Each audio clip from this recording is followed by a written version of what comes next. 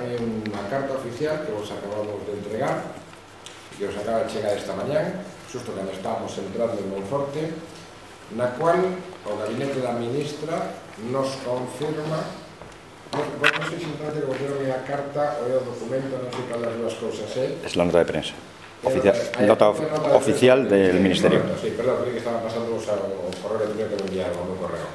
En todo caso, é a confirmación oficial de que o problema das peaxes entre Galicia e Portugal, tanto na costa como no interior, é historia. É historia. Está definitivamente resolto.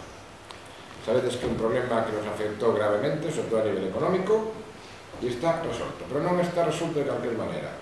Somos o primeiro territorio europeo en toda a Unión Europea donde se aplica a interoperabilidade dos sistemas de pago, que era a última barreira á mobilidade, e que a Comisión Europea leva 10 anos pedindo aos Estados que apliquen.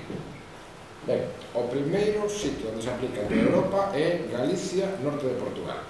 No próximo mes, ao longo de outubro, se aplicará en toda a fronteira. Eu vos vou dicir que onte por la tarde xa vin de Porto e xa pasei os peaxes portugueses co dispositivo galego. Eu levo no meu coche os dous, retirei o portugués, o guardei para ver se era verdade, e efectivamente xa pasei os peaxes co dispositivo galego. Por lo tanto, xa é unha realidade, xa existe, xa se pode viaxar de momento entre Galicia Norte e ao longo de outubro entre toda a fronteira hispano-portuguesa, co cual acabamos de constituir a primeira, vamos a chamarlle, zona franca en termos de mobilidade, en termos de peaxe.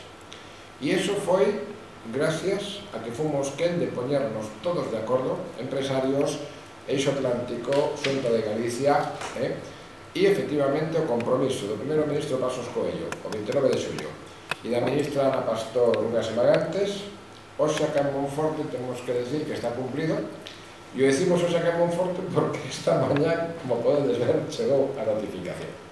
Por lo tanto, parecenos de unha importancia absoluta e unha noticia que moita xente estaba esperando, porque basta decir que só na zona de Viana do Castelo,